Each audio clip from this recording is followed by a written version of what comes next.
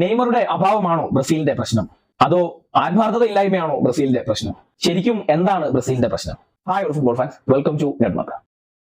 കഴിഞ്ഞ വീക്കിൽ ബ്രസീലിന്റെ 2 ഫ്രണ്ട്ലി മാച്ചുകൾ കഴിഞ്ഞിട്ടുണ്ടായിരുന്നു. ശരിക്കും പറഞ്ഞാൽ നമ്മൾ അതിന്റെ വീഡിയോ ഒന്നും ചെയ്തില്ല. എന്ത് പറയും എന്ത് ചെയ്യും എന്നാലോചിച്ചിട്ടാണ് ശരിക്കും പറഞ്ഞാൽ അത് ചെയ്യാഞ്ഞത്. ആദ്യത്തെ മത്സരം നമുക്കറിയാം സൗത്ത് കൊറിയയുമായിട്ടായിരുന്നു. അപ്പോൾ സൗത്ത് കൊറിയയുമായിട്ടുള്ള വിജയം ഇത് നമുക്കറിയാവുന്നതാണ്. സാധാരണ ബ്രസീലും സൗത്ത് കൊറിയയും തമ്മിൽ കളിക്കുന്ന എല്ലാ മത്സരങ്ങളും ഇങ്ങനെയൊക്കെ തന്നെയാണ് സംഭവിക്കാറുള്ളത്. 5 ഗോളോ അല്ലെങ്കിൽ 4 ഗോളിനൊക്കെ ബ്രസീൽ ജയിക്കാറാണ് പതിവ്. അപ്പൊ നമ്മളത് പലതവണ കണ്ടിട്ട് ഇപ്പൊ ലാസ്റ്റ് വേൾഡ് കപ്പ്, അതായത് ഖത്തർ വേൾഡ് കപ്പിലും അത് അങ്ങനെ തന്നെയായിരുന്നു. 4-0 എന്തോ ആയിരുന്നു സൗത്ത് കൊറിയയുമായിട്ടുള്ള ബ്രസീലിന്റെ സ്കോർ ലൈൻ. അപ്പോ പിന്നീട് ജപ്പാനുമായിട്ട് ഒരു മത്സരം വന്നു. അപ്പൊ സൗത്ത് കൊറിയ തോൽപ്പിച്ച് കഴിയുമ്പോഴത്തേക്ക് ബ്രസീലിന്റെ തിരിച്ചുവരവ്, ബ്രസീൽ തിരിച്ചു വന്നിരിക്കുന്നു, രാജാക്കന്മാർ വീണ്ടും എന്നൊക്കെ പറഞ്ഞിട്ടുള്ള ഭയങ്കരമായിട്ടുള്ള കുറെ പരിപാടിയായിരുന്നു. പക്ഷെ ജപ്പാന്റെ അടുത്തേക്ക് വന്നപ്പോഴത്തേക്ക് അത് വീണ്ടും ബ്രസീൽ നിറം മങ്ങുന്നതാണ് നമ്മൾ കണ്ടത്. കാരണം ജപ്പാൻ എന്ന് പറയുന്നത് എന്നെ സംബന്ധിച്ച് പറയുകയാണെങ്കിൽ ഏഷ്യയിലെ ഏറ്റവും മികച്ച ടീം ജപ്പാനാണെന്ന് തന്നെയാണ് എന്റെ ഒരു അഭിപ്രായം. അപ്പോ നമുക്കറിയാം ഖത്തർ വേൾഡ് കപ്പിന് തൊട്ട് മുമ്പ് ജപ്പാനുമായിട്ട് ബ്രസീലിന് അന്ന് നെയ്മർ അടങ്ങുന്ന ടീമിന് ഒരു ഫ്രണ്ട്ലി മത്സരം എന്റെ ഓർമ്മ ശരിയാണെങ്കിൽ ഉണ്ടായിരുന്നു. അന്ന് ആ മത്സരം 0-0 ടൈ ആയിരുന്നു. അതോ ഒരു പെനാൽറ്റിയിലൂടെ ബ്രസീൽ 1-0 ജയിക്കുകയാണ് ചെയ്തതെന്നാണ് എന്റെ ഓർമ്മ ശരിയാണെങ്കിൽ. അന്ന് ബ്രസീലിനെ എന്തായാലും ശരിക്കും ജപ്പാൻ വെള്ളം കുടിപ്പിച്ചിട്ടുണ്ടായിരുന്നു.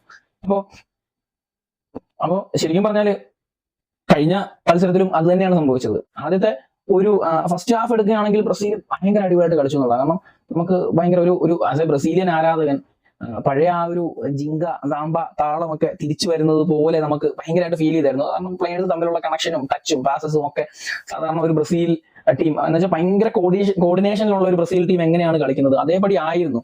പിന്നീട് സെക്കൻഡ് ഹാഫിലേക്ക് വന്നപ്പോ മൊത്തത്തിൽ അങ്ങ് കയ്യിൽ നിന്ന് പോയി. അപ്പോ അതാണ് സംഭവിച്ചത്. അപ്പൊ നമ്മൾ ചിന്തിക്കേണ്ട കാര്യം, നെയ്മർ ഇല്ലാത്തതാണോ ഇവിടുത്തെ പ്രശ്നം? അപ്പോ നെയ്മർ ഇല്ലാത്തത് ഒരു പ്രശ്നം തന്നെയാണ്. നമ്മൾ പലപ്പോഴും പറഞ്ഞിട്ടുണ്ട് ബ്രസീലിന്റെ ആ ജേഴ്സിയുടെ വെയിറ്റ് അതൊരു പ്രശ്നമാണ്, ആതിഥേയത്വം അത് ഒരു പ്രശ്നമാണ്. അപ്പോ പ്രശ്നങ്ങളോട് പ്രശ്നങ്ങളാണ് ബ്രസീലിന്. അപ്പൊ എക്സ്പീരിയൻസ്ഡ് ആയിട്ടുള്ള പ്ലേയേഴ്സ് ഉണ്ടോ, അതാണോ പ്രശ്നം എന്ന് ചോദിച്ചു കഴിഞ്ഞാൽ ഇപ്പോ കാസിമിറോ ഒക്കെ തിരിച്ചു വന്നിട്ടുണ്ട്. പക്ഷെ ഞാൻ ഇതൊന്നും അല്ല കാണുന്നത്. നെയ്മറിന്റെ വിടവ് നമുക്ക് എല്ലാവർക്കും അറിയാവുന്ന കാര്യമാണ്. നെയ്മറിന്റെ വിടവ് എന്ന് പറയുന്നത് അത് നികത്താൻ പാകത്തിന് ഒരാള് ഇന്ന് ബ്രസീലിന്റെ നാഷണൽ സ്ക്വാഡിൽ ഇല്ല എന്നുള്ളത് വളരെ വളരെ വലിയൊരു സത്യം തന്നെയാണ്. നമ്മൾ ഇനി എത്ര ആൾക്ക് റോളില്ല എന്നൊക്കെ പറഞ്ഞാലും ആളുടെ റോള് ചെയ്യാൻ അവിടെ വേറൊരാളായിട്ടില്ല. അതാണ് ഏറ്റവും വലിയ സത്യം. അപ്പോ അതവിടെ നിൽക്കട്ടെ, അത് നമുക്ക് എല്ലാവർക്കും അറിയാവുന്ന കാര്യമാണ്. പക്ഷെ എനിക്ക് തോന്നുന്ന ഒരു കാര്യം എന്ന് പറയുന്നത് ബ്രസീലിന്റെ ഡിഫൻസ് ആണ്. ബ്രസീലിന്റെ ഡിഫൻസ് ഭയങ്കര പരാജയമാണ്.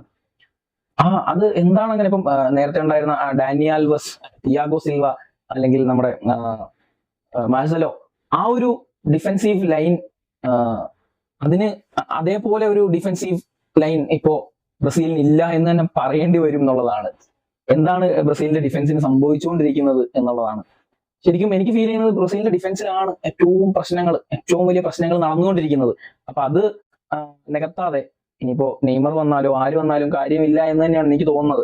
അപ്പോ ബ്രസീലിന്റെ ഏറ്റവും വലിയ പ്രശ്നം ഡിഫൻസിലാണ്. നമ്മൾ കഴിഞ്ഞ കുറെ മത്സരങ്ങൾ എടുത്ത് നോക്കിയാൽ നമുക്കറിയാം ഒരു സ്ഥിരമായിട്ടുള്ള ഒരു ഡിഫൻസ് ലൈൻ ബ്രസീലിനില്ല. അപ്പൊ നമുക്ക് മിഡ്ഫീൽഡിലൊക്കെ പ്ലേയേഴ്സ് ഇഷ്ടംപോലെ, ഇപ്പൊ പക്കറ്റോ ഒക്കെ തിരിച്ചു വന്നിട്ടുണ്ട്. അപ്പോൾ അതൊക്കെ ബ്രസീലിന് ഭയങ്കരമായിട്ട് ഗുണം ചെയ്യും. പിന്നെ നെയ്മർ കൂടി ടീമിലേക്ക് വരുമ്പോഴത്തേക്ക് ടീം ഭയങ്കര ശക്തമാകും. ഇപ്പൊ ഫ്രണ്ടിലൊക്കെ ആണെങ്കിൽ മുന്നിൽ ഇപ്പൊ എസ്താവോ വില്ലിയനൊക്കെ അതിഭീകരമായ പെർഫോമൻസ് ആണ് കാഴ്ചവെക്കുന്നത്. അപ്പോൾ എസ്താവോ ഒക്കെ ഒരു നെക്സ്റ്റ് ലെവൽ സാധനമാണ് അതൊക്കെ. അപ്പോ ആ പയ്യനെയൊക്കെ നമുക്ക് യൂസ് ചെയ്യാൻ പറ്റും. പക്ഷെ എന്നിരുന്നാലും നല്ലൊരു അറ്റാക്കിംഗ് ടീം ബ്രസീലിനുണ്ടെങ്കിലും ഡിഫൻസിലേക്ക് വരുമ്പോൾ അതൊക്കെ പോവുകയാണ്. ഡിഫൻസിൽ ഒന്നും ചെയ്യാൻ കഴിയുന്നില്ല ബ്രസീലിന്.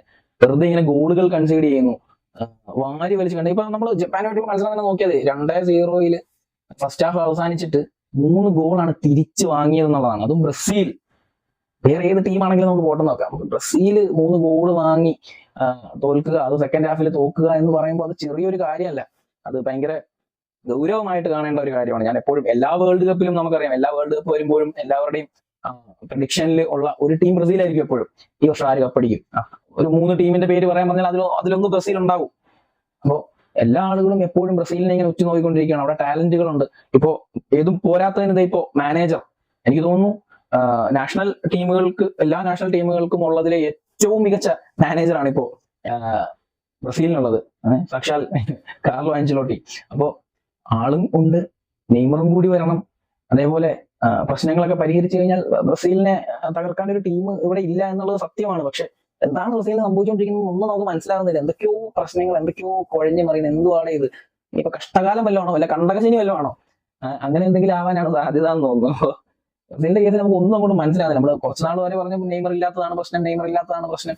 പക്ഷെ നെയ്മർ ഇല്ലാതെയും നന്നായി കളിച്ചു വരുന്നുണ്ട്. അപ്പൊ പോലും ഡിഫൻസിൽ ഒന്നുമല്ലാതെ ആകുന്നു. ഇതൊക്കെയോ ഒരുപാട് പ്രശ്നങ്ങളുള്ളത് പോലെ തോന്നുന്നുണ്ട്. അപ്പോ ഇതൊക്കെ കാർലോ പരിഹരിക്കുകയാണെങ്കിൽ, കാർലോയ്ക്ക് മാത്രമേ ഇതൊക്കെ പരിഹരിക്കാൻ കഴിയൂ. കാർലോ ഇതൊക്കെ പരിഹരിക്കുകയാണെങ്കിൽ 2026 വേൾഡ് കപ്പിൽ എന്തെങ്കിലുമൊക്കെ പ്രതീക്ഷയ്ക്ക് സാധ്യതയുണ്ട് എന്നുള്ളതാണ് പറയാനുള്ളത്. അല്ലാതെ കൂടുതലായിട്ടൊന്നും പറയാനില്ല. എന്തായാലും നെയ്മറുടെ തിരിച്ചുവരവിന് വേണ്ടി പ്രാർത്ഥിക്കാം. Thank you.